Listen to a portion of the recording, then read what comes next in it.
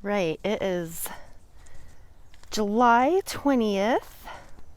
Let's see, what is it? Wednesday morning? So excited. I have my laundry here. We're working on a new laundry line. So the garden is just doing great. I'm so excited. So I'm going to give you a little tour of everything. Here, good morning, owl. I don't care that he's falling apart. He's looking good. Okay, let's see. How are the cabbages doing? Look at these cabbage are starting to form heads. I've never grown cabbage before, and I am aware of cabbage worm. I have not seen any, so I'm very hopeful that they'll do all right. I have dahlias starting to come out. Look at these guys over here. Whoops. These are going to be these beautiful bright red dahlias. Lots and lots of bouquets to be had. This cool deep purple dahlia. Let's come over here. Let's look at these over here. Those are so pretty. Potatoes are just great. I want to show you the retaining wall I made. Right here, I need to do some weeding, but I'm building a little wall. I had a lot of foxgloves in there, but the foxglove season is pretty much over. So here, I built a little retaining wall because I planted potatoes down there and they just kept growing and growing and growing and growing. And I hilled them, and so I was like, oh, so here they are. I should have a nice harvest of potatoes. You know, maybe I will hill these guys a little bit more. I love potato blossoms. They're so pretty.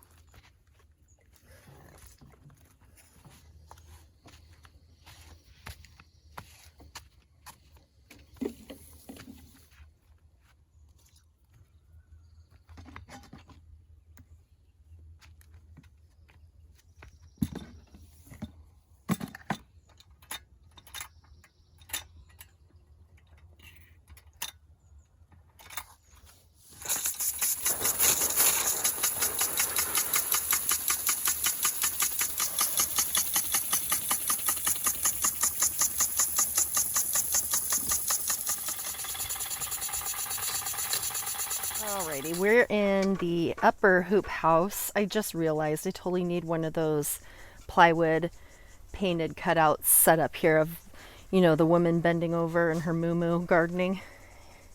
I think that would be appropriate for me. Anyway, just want to show you some of these tomatoes coming in. That's exciting. These are the Muscovich or Moskvich tomatoes. Looking good, so I will look forward to those. I got some yellowing on my leaves here, which could be an indicator of a couple things. I'm not exactly sure if it was because it was touching the soil. I know that, look, we got some more problems here because those leaves were touching the soil. It could be overwatering. I think that, look, there could be lots of reasons. You could underwater your tomato plants. You could overwater. So if your tomato plant is looking green enough, and it's not wilting or anything, you know, don't water it too much. It also could be improper aeration. This pot right here, actually all three of these pots, I did combine a little bit of potting soil, but with my regular garden soil, and it's possible that there is not enough oxygen getting to the roots. It could also be blight. So I'm going to look into that. I'm going to test. I have some fungal treatment that I have. My roses got really bad blight this year because I didn't have the fungal treatment. So it happens. I'm not too concerned. I'll do what I can with that, and I'll keep y'all posted. But I think they're going to be okay. I got some good fruit or flowers forming. And look at these funny ones. Whoops. What's going on here? Why does my tomato have a penis? Or whatever that is. Here. That's so funny. But these are cool Muscovich tomatoes, and they're an heirloom variety. I have so much basil this year. I'm gonna have to plant a lot of my basil in the ground because these guys are getting root bound and they need more nutrients. So, oh, look at that sucker right there. Right between the stem, the main stem, and its lateral stems. If these pop out at the elbow, you gotta take them off because they will deplete your tomato of being able to produce fruit. I'm allowing my spinach to go to seed because this is an heirloom variety that I got. So my spinach bolted, and I got a comment from someone who's in the Pacific Northwest too, who has a problem with bolting spinach because we just don't get enough sun with our big trees around us. There are people in the Pacific Northwest who can garden spinach just fine because they don't have as many trees around.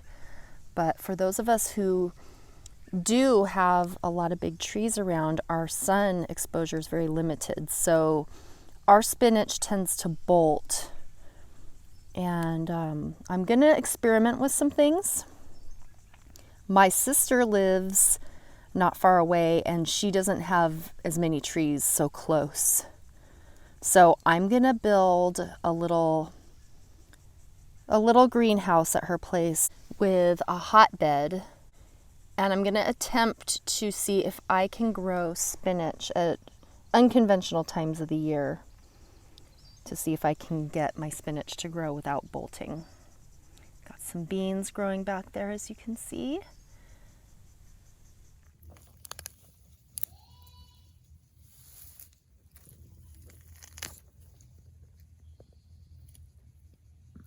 Little arugula right here. That's so cool. I love arugula. I put it on my dinner. Some onions.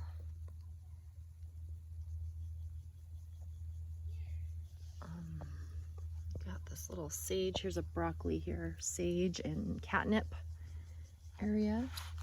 And look, I'm so excited. Little broccoli heads forming. That's exciting. I love this little area over here. I didn't think it was going to work out, but I just kind of left it alone. And it is a forest of parsnips. I mean, look at that. So awesome. And then more carrots over here. A bunch more carrots. Oh, that looks nice. That's a good one.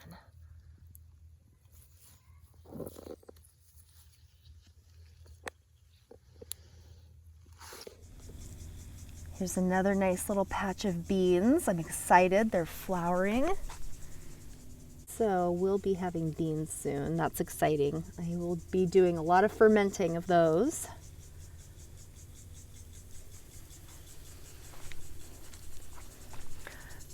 Okay, we're near my second hoop house. I've planted some basil that were in pots, and I have some parsley growing here, coriander or cilantro back in those pots, and look at these dill. Look how happy they are. I was just experimenting and putting them in pots, and look at this happy little sunflower. It's a small dwarf sunflower, so it won't get too big, but that is very exciting. My sunflowers were very unhappy this year, but they're starting, you can barely even see them. Here's one. And hopefully they'll develop. These are the giant sunflowers. They should be much bigger by this time. You'll see this is the second hoop house. I've got some basil in the same pot as a tomato. I like doing that. I think that's kind of fun. Bunch of my green zebra tomatoes. They're behind the other variety, but they're flowering. So no fruit yet, but they will be arriving soon. Oh, another really cool part of this garden that I've never done before is grow quinoa. Look at that. Such a beautiful, beautiful plant. I started these as seeds in the greenhouse back in, I want to say March or April. So that's very exciting. I didn't have any indication that this would be successful here, but I wanted to try, and I'm just very excited to harvest myself some quinoa.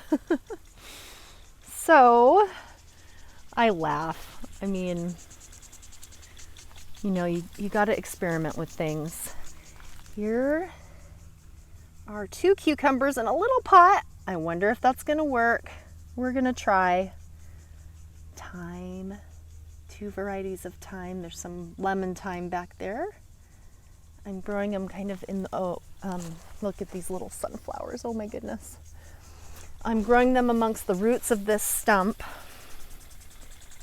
And we've got our clothesline here. We're building another, we had a clothesline, a really nice clothesline down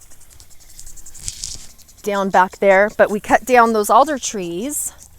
Oops. And now we don't have anything to tie the line to, so we're trying to figure out something else. Here we've got a cluster of Gladiola. I'm excited for those. You can see the little flower heads starting.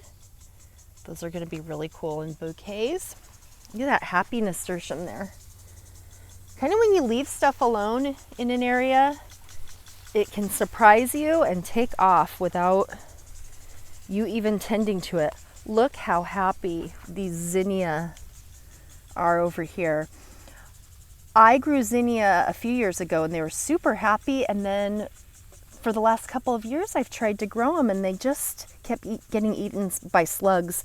So I planted them in pots this year. I started them in the greenhouse and I transplanted them out when they were a little bigger. Probably about, I just transplanted this individual one the other day. It was a tiny bit smaller, but look how happy they are here. Just so happy. I had a bunch of these little chicken wire collars. I'll be right there. I had a bunch of these chicken wire collars around a lot of my plants because there was a rabbit getting in, but I fixed the fence, so. She went pee-pee. Good. Right, the sun is coming up over the trees. I got to get this squash area watered, so it's still early enough in the morning. It's not ideal to water in the sun, but got to do what you got to do. So just really quick mention, our watering system is absolutely not ideal at all. As you can see me dragging the hoses around. We are working on a system of drip irrigation and watering where you only have to turn it on at maybe a couple of different valves. So it's going to be a big project, but you really don't want to have your watering be so complicated. It's so time consuming. You can hurt your plants in the process. I've done that. And also you want to be able to have it be almost self-explanatory for other people to be able to water your garden for you in case you have to be gone or if you're sick. So we are working on that. Anyway, down over yon, you can see the area that's getting watered. That is where the squash are coming up. I also have some that I'm experimenting in pots. There's my hugelkultur bed, kind of. Got some squash growing on top of that. And let's quickly run into the greenhouse, the pepper house, as I call it. So, oh, that morning sun feels good in here. But I've got lots of peppers growing. I need to repot many of them. Anaheim, Santaka, and early jalapeno. I've sold 3 or 4 of these Anaheim peppers down at the road already, and I have some eggplant in here as well. That jalapeno pepper right there is a survivor from last year. And that big one to the right of it is an Anaheim, and you can see it's starting to blossom. Oops. starting to blossom there, so that's really exciting. This honeysuckle here has made this whole area of the yard smell like honeysuckle. It's so awesome. My goal, one of my many goals, is to have several of these honeysuckle vines growing in little areas so that we have a nice fragrant yard here. And let's see, over here are some leftover bouquets that didn't sell this weekend. I'm gonna do a farm stand update for you pretty soon. Got some flowers drying in my potting shed. One final thing I want to show you, we're doing a bunch of work on the chicken yard and chicken structure here, so you see the construction going on. But I'm doing a little experimental garden inside the chicken yard. So I haven't let them out yet. Well, because the reason why I haven't let them out yet is because I'm redoing this. It's not ready. But I have these little raised beds inside the chicken yard with chicken wire around them. And this one has bird netting on top. You can barely see it, and I'll add the bird netting over this today. But we have a few things growing. It doesn't get as much sun over here, but it does get enough. So that'll be pretty cool. I can't wait to show you this area when it's done. It's gonna look so cute because it'll be all green and pretty. And it'll be our little barnyard. I'm adding on to the structure, as you can see, kind of where that ladder is, to house hopefully some rabbits. We'll see. I'm not sure where I'm going to house the rabbits yet. And then we're going to have to make a place for our goats when we do get them, which I hope is soon. All right, everybody. That's it for this garden video, Pacific Northwest. I hope it was helpful. I probably didn't show you everything that I'm growing, but there will be plenty more videos for that. All right, everybody, have a wonderful day.